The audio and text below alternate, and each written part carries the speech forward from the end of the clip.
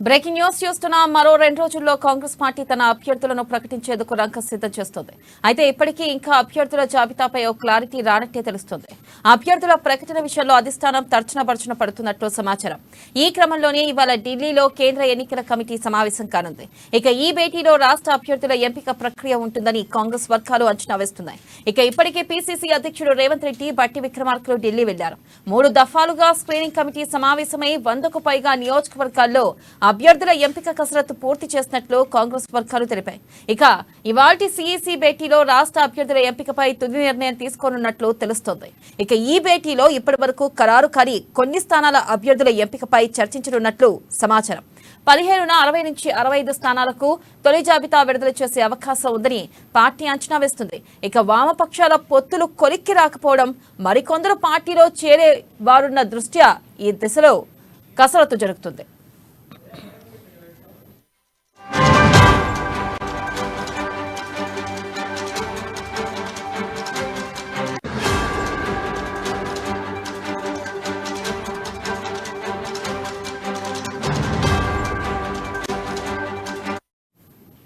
Breaking news చూస్తున్నాం. మరో 2 రోజుల్లో కాంగ్రెస్ పార్టీ తన అభ్యర్థులను ప్రకటించేందుకు రంగం సిద్ధం చేస్తుంది.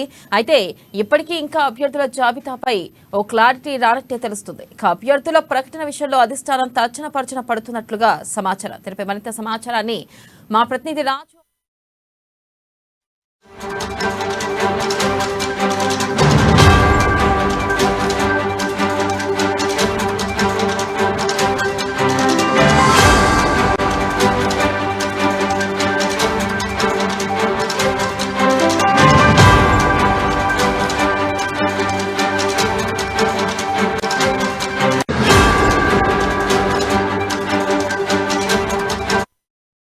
బ్రేకింగ్ న్యూస్ చూస్తున్నా. మరో 2 రోజుల్లో కాంగ్రెస్ పార్టీ తన అభ్యర్థులను ప్రకటించేందుకు రంగం సిద్ధం చేస్తోంది.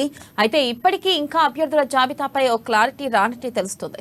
అభ్యర్థుల ప్రకటన విషయంలో అధిష్టానం తర్జన పడుతున్నట్లుగా సమాచారం. దీనిపై మరింత సమాచారాన్ని మా ప్రతినిధి రాజు అందిస్తారు. రాజు, చెప్పండి, ఈ రోజు సీఈసీ భేటీలో అయినా కీలక నిర్ణయం తీసుకునే అవకాశం ఉందంటారా? పూర్తి స్థాయిలో అభ్యర్థులని నిర్ణయించే అవకాశం ఉందంటారా? అప్డేట్స్ ఏంటి?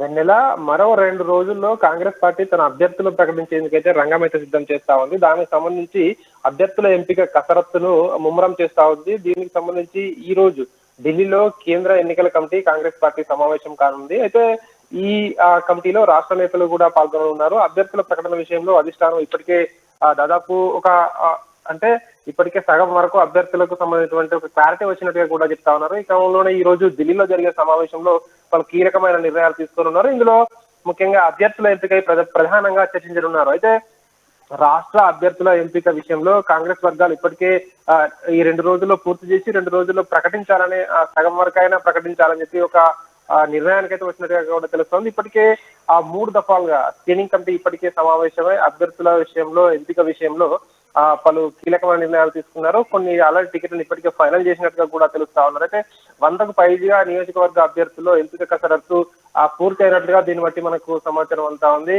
అయితే ఇవాల్టి సీఈసీ భేటీలో రాష్ట్ర అభ్యర్థుల ఎంపికపై తుది నిర్ణయం అయితే తీసుకున్నారు కాంగ్రెస్ పార్టీ అని చెప్పి కూడా తెలుస్తోంది. భేటీలో ఇప్పటి వరకు కూడా కొన్ని ముఖ్యమైన విషయాలు, అంటే లెఫ్ట్ పార్టీలతో పొత్తు విషయం కావచ్చు, ఆ సీట్ల సంబంధించినటువంటి సర్దుబాటు కావచ్చు, అదేవిధంగా ఇంకా కొందరు ఇతర పార్టీల నుంచి చేరికలు కావచ్చు, వాళ్ళందరికీ కూడా పార్టీలో అంటే బలమైన నేతలు ఎవరైతే ఉన్నారో వాళ్లకు టికెట్ కూడా ఇచ్చే అవకాశం ఉంది. కాబట్టి టికెట్ల ప్రకటన ఉందో ఆలస్యం అవుతుందని చెప్పి కూడా పార్టీ వర్గాలు తెలియజేస్తా ఉన్నాయి. అయితే కొన్ని స్థానాల అభ్యర్థి ఏదైతే బలమైన నేతలు ఉన్నారో ఆయా స్థానాల్లో ఎవరైతే ఇప్పటికే చర్చలు పూర్తయ్యాయో, చేరికలు ఉన్నాయో ఆయా స్థానాల్లో కొద్దిగా టైం పట్టే అవకాశం ఉంది. కాబట్టి ఇదంతా కూడా లేట్ అవుతుందని చెప్పి కూడా చెప్తా ఉన్నారు. ఈ నెల 15న 60 నుంచి 65 స్థానాలకు కూడా ఒక తొలి జాబితా విడుదల చేసే దిశగా ఈ కసరత్తు ముమ్మరం చేస్తున్నట్టుగా కూడా తెలుస్తా ఉంది.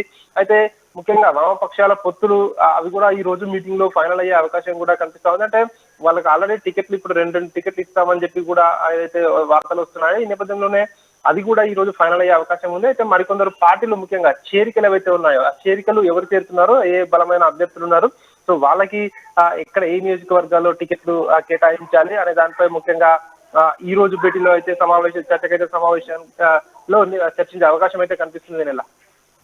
Right Raju, thank you.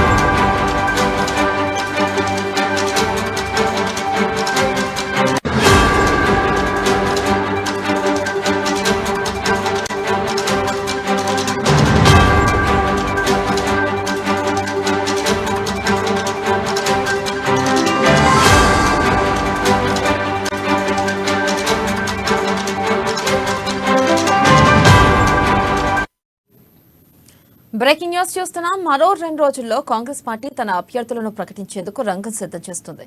అయితే ఇప్పటికీ ఇంకా అభ్యర్థుల జాబితాపై ఓ క్లారిటీ రానట్లే తెలుస్తుంది.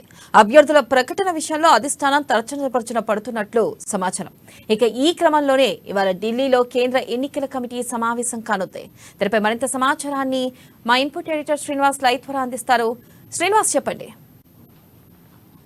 రైట్ వెన్నెల, ఏదైతే కాంగ్రెస్ పార్టీకి సంబంధించి అభ్యర్థుల లిస్ట్ మీద అయితే ఇప్పటికీ తర్జన కొనసాగుతున్నాయి. ఈ రోజా రేపా ఎల్లుండా అనేది ఇప్పటికి కూడా క్లారిటీ లేదు. అయితే మరికొద్దిసేపట్లో కాంగ్రెస్ పార్టీకి సంబంధించి కేంద్ర ఎన్నికల కమిటీ సమావేశం కాబోతుంది.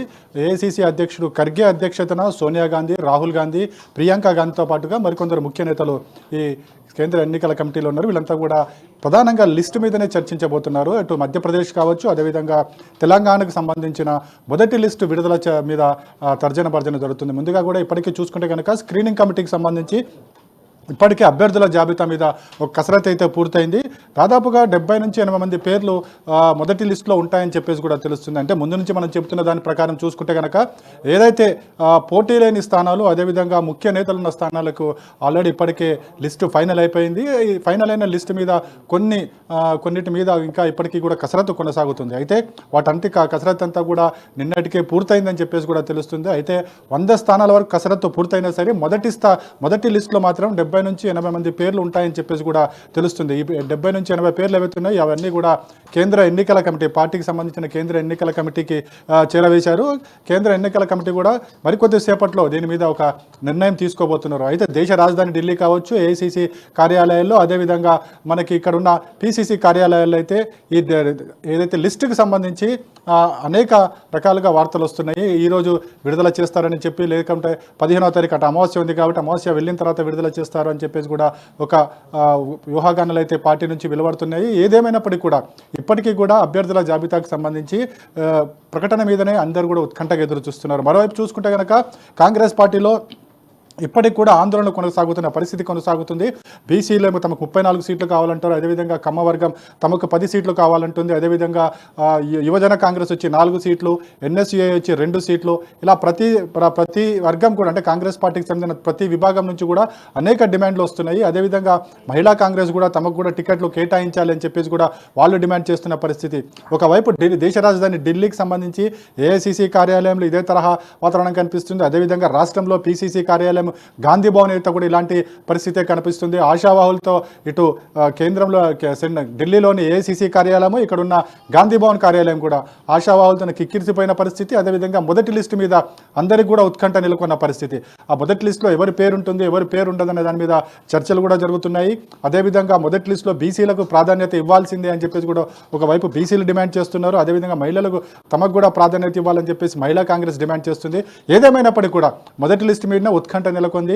మొదటి లిస్టు వచ్చిన తర్వాత రెండో లిస్టు మీద తర్వాత ఉత్కంఠ కొనసాగే అవకాశం ఉంది. మొత్తానికి చూసుకుంటే కనుక ఢిల్లీలో ఈరోజు కేంద్ర ఎన్నికల కమిటీ భేటీకి జరగబోతుంది. భేటీ తర్వాతనే మొదటి లిస్టుకి సంబంధించి ఒక క్లారిటీ వస్తుంటే, ఈ రోజు వస్తుందా లేకపోతే అమావాస్య తర్వాత 15 లేదా 16వ తారీఖుల్లో వస్తుందనేది ఒక క్లారిటీ వచ్చే అవకాశం అయితే ఉంది. వెన్నెల.